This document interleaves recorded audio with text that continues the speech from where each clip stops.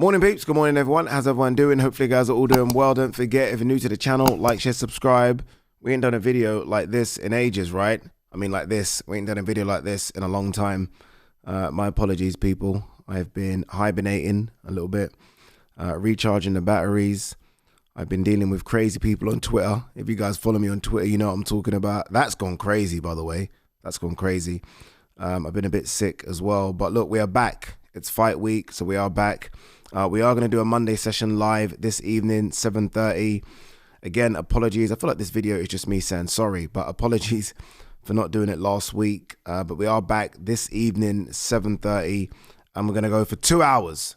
To make up for last week's fuck up, we're going for 2 hours. So 7:30 until 9:30 minimum. We could go longer.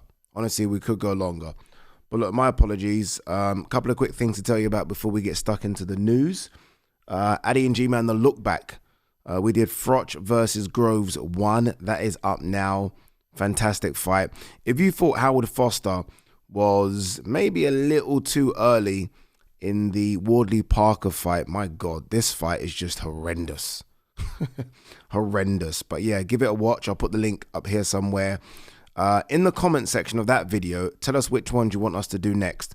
We are going to do Froch Bute next, but after that, we've got to do Froch Bute. So many people have asked for Froch Bute. But yeah, that video is up now. Please go and give it a watch. Support all the good stuff. Thank you very much. All right, let's get into the news. It is fight week for Eubank versus Benn. Doesn't feel like it. Doesn't feel like it. I get going tomorrow. So the grand arrivals are tomorrow. And then it's the usual stuff. Grand arrivals, public workout, press conference, weigh-in, fight night.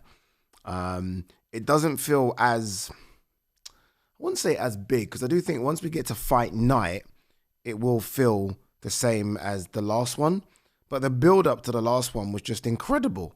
Like, incredible. And I guess, look, you can't just recreate that stuff, right? You can't recreate an X-slap. You can't recreate the beef between Eubank Junior and Senior. All that stuff was just fucking WWE-esque. It was insane. And this one doesn't have that. It doesn't. What I will say, I don't think enough's been done for the undercard. Honestly, I think there are at least 2 fantastic fights on the undercard, which could go either way. Like, very important fights as well. I mean, Ishmael Davis versus Sam Gilly. What an important fight for Ishmael Davis. He's lost his last 3. And yes, there are question marks and asterisks next to those defeats, but the fact is it's still 3 defeats.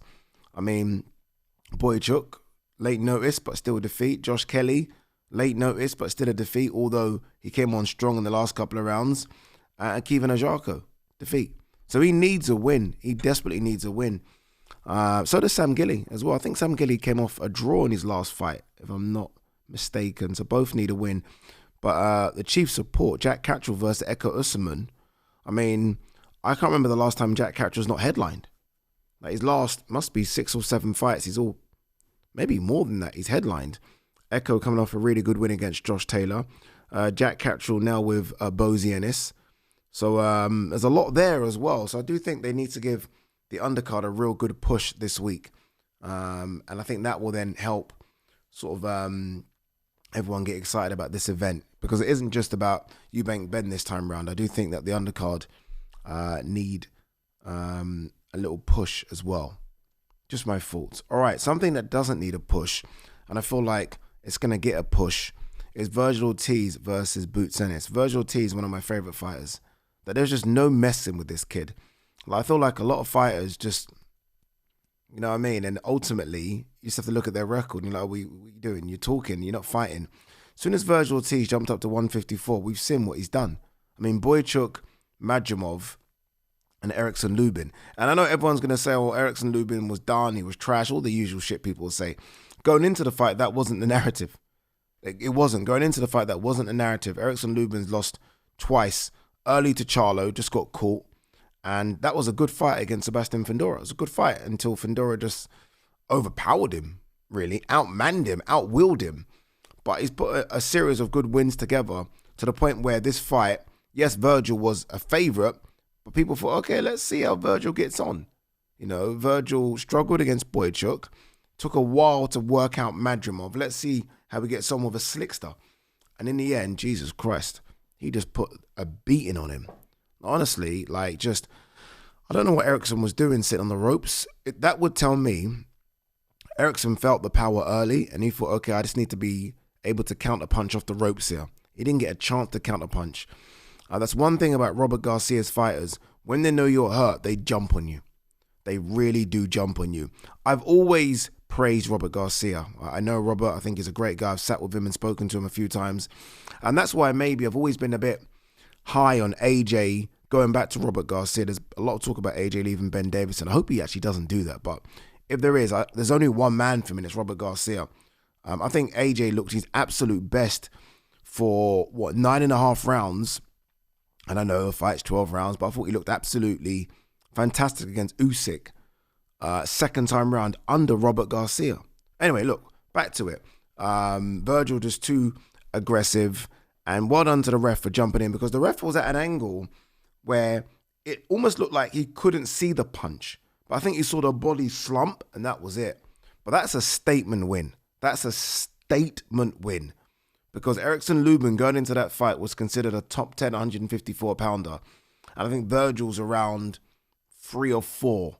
To do that to a guy, a fellow top 10 guy, is some statement. Honestly, it really is. Especially considering there was a lot of talk about Boots being ringside and Eddie being ringside. I mean, although you want to focus on what you're doing, you can't help but have half an eye on what Boots and Eddie are thinking. And he reminded them that he's one of the top dogs. Not that they needed reminding, but Boots, after his win and the way in which he dealt with Lima, like, Vergil needed to one-up that. And he certainly did, because, I mean, with all due respect, Lima's here and ERICKSON Lubin's there. So what Vergil did was way better for me. But anyway, we aren't really talking about the fight. We're talking about the face-off in the ring, which was gold. It was gold. This is what you want to see. Two guys, you know, chiming at each other respectfully. I mean, you know, there was a few digs there, but going at each other and getting everyone excited about, okay, this potentially could happen next. And it should happen next. I've interviewed Vergil a couple of times, and I remember interviewing Vergil before Madrimov, and I said, give me your top 3. Like, who are your top 3 guys that you want? And it was Boots, it was Findora, it was Crawford. Again, a guy that runs to the smoke.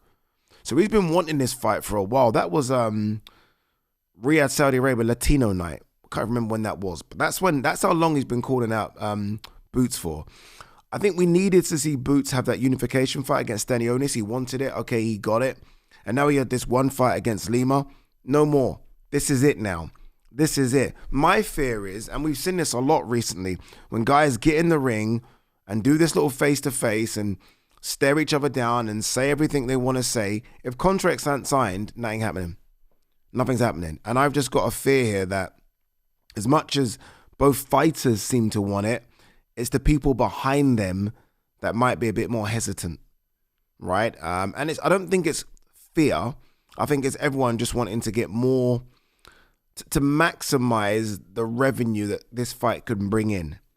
And I think the faults are, especially from Vergil's manager, if you follow him on social media, that he wants to go Errol Spence for some reason. Boots goes Charlo. Winners fight each other. Winners, obviously, favourites would be Vergil and Boots. Why are you rolling the dice like this? Like, why? Honestly, I just find it crazy. Like, you want to fight Errol that's not fought for 2.5 years? Like, what? And you want him to fight Charlo, who's not fought since Canelo? Like, what are we doing? Like, why are these guys getting an opportunity? No.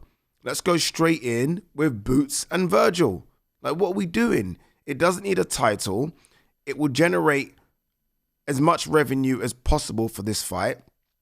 You know, what might be a stumbling block is, again, Vergil's manager, and I think we've got to look at this carefully now. Vergil's manager, again, has put something, I think he put something underneath a Matchroom post saying, if you don't see 7 zeros, or was it 7 zeros?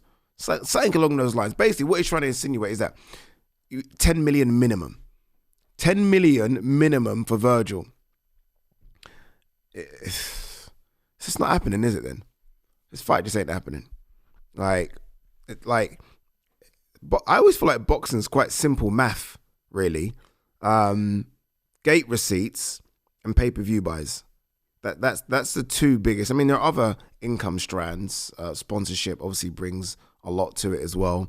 And if Riyadh season jump on it, that's just an extra bit of money on top. But ultimately, there are two big strands, right? Pay-per-view, because DAZN aren't just going to pay for this fight. This fight has to be pay-per-view. Pay-per-view and gate receipts. This, as a pay-per-view fight, does around... Oh, man, I'm going to say... Have either of those guys been on pay-per-view? I don't think so. I mean, they have been on pay-per-view, but they haven't headlined on pay-per-view. For example, Vergil fought on the... Did he fight on the Bivol Beterbiev card? Is that the Majimov fight? I think it was. So they've been on a pay-per-view fight card, but they've not headlined. I would say 300,000 buys max. And it does a good arena. It's not a stadium, does a good arena. What I'm getting at here is that ain't equating to 10 million each. It ain't equating to 10 million each. So someone's got to stop being greedy here. Now, do you want the fight or not? Like, this fight, it's just crazy. This fight doesn't generate that money. And this is why boxing's in trouble sometimes, because some of the numbers that people are asking for, I mean, don't get me wrong, if you are Pete Canelo, Mayweather, even to an extent AJ, Fury, those type of guys that you're putting on an event that could do 1 million pay-per-view buys, them fair. And you still at Wembley Stadium, fair, your numbers. But, I mean, neither of these guys have done that. So, I don't know. I do think it has the potential to grow, but neither really talk either. I mean, do you know what I mean? Like, what they did in the ring was so rare. I was like, my God, they're actually talking. Like, neither of these guys really talk. These guys are all about action. But that doesn't then draw the casuals in. And that's what it might need in order to go from an arena to a stadium. But look, I don't know. But I love the fight. I think it's two of the best 154 pounders. But I think people got to get realistic about the numbers. Like, saying 10 million is just not going to happen, is it? It's just not going to happen. And talking about Errol Spence and Charlo, it's just what we're doing. Like, what are we doing? Again, so this is the issue with a lot of fans always accuse the fighters of ducking. Fighters will fight. The numbers are right. Fighters will fight. Most time, it's people behind the fighters. Like, I've not heard Oscar once in this sort of weekend of fights say, yep, you know what? Vergil's definitely going to fight Boots next. I haven't heard that. And this isn't me sticking up for Eddie and Boots, but they've gone there to make this fight. They've gone to the Dickies Arena to make this fight. And I have not heard once anyone on that side, i.e. Vergil's side, say, yeah, we're doing this fight next, apart from Vergil. And if that's the case, then this fight ain't happening next. We need Oscar. We need Vergil's father. We need his manager to say, yep, this is on next. If we don't get those things, then it's probably unlikely, people, which is a shame. It's a shame. All right, we might have quite a bit of stuff here to talk about because we haven't done a video in ages. Carl Froch questions the value of Chris Eubank, Conor Benn too. Sometimes the value is just what these guys are going to make. And I think we're all hearing the numbers. The numbers are crazy. So that's the value in it. Look, in an ideal world, it would have been one and done. In an ideal world. But the way that fight ended and the way it delivered, you're going to run that back. Like, how can you not run that back? Would it have been nice if there was one in between? And yeah, but then it would have maybe been too late. So I understand why they run it back. And look, ultimately, we'll see how it plays out. We'll see how it plays out November 15th, right? It might just be a fight of the year candidate again. So we'll see. Otto Volin blows out overmatch Chris Thomas in 2 rounds. I saw it. Forget about it. If you haven't seen it, don't waste your time, please. Don't waste your time. Anthony Joshua possibly in contention to fight in Ghana on December 20th.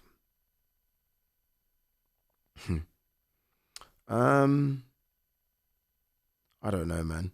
I sort of like it's got to the stage now where it's like, just I don't know. I don't know. Like how long? I feel like we just that story is just gone on and on and on and on and on. God. Top Rank confirms departure of Artur Beterbiev. Wow. Okay. What's Beterbiev doing? Like, do we get any confirmation that Beterbiev is injured and that's the reason he's pulled out of his fight? Like, that's just fight's just been taken off that card. Look, the card's stacked enough, this November 22nd card.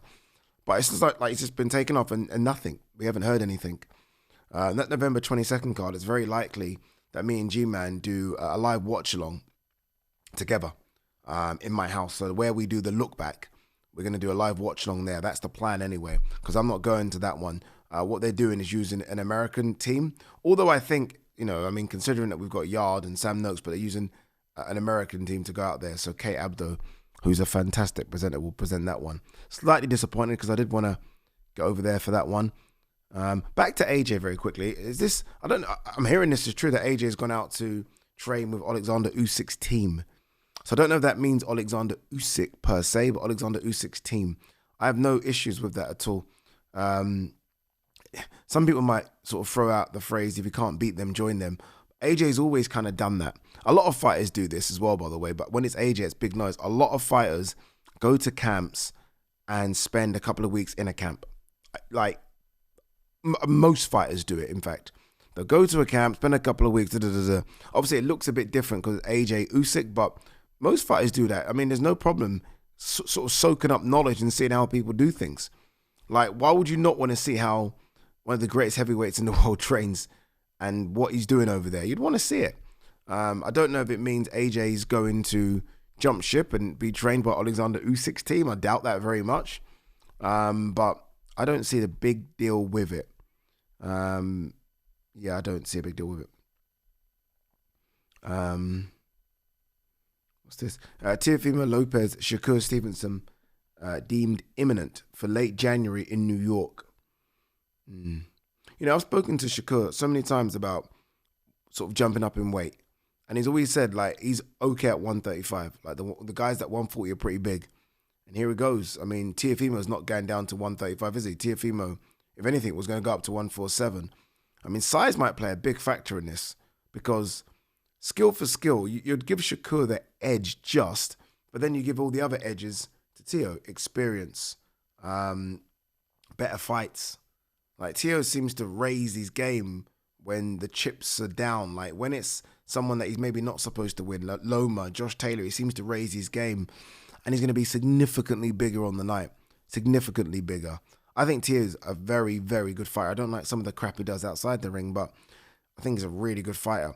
I think this is a really, really tough fight for Shakur Stevenson. I really do. Because, again, he's not fighting someone that, like, is a bum. Like, in terms of, like, you could be fighting a champion above, but ultimately, skill for skill, they lack something. Teo don't lack shit. Teo very, very good. Very good. Very experienced. Certainly not damaged. Looks after himself. Always in shape.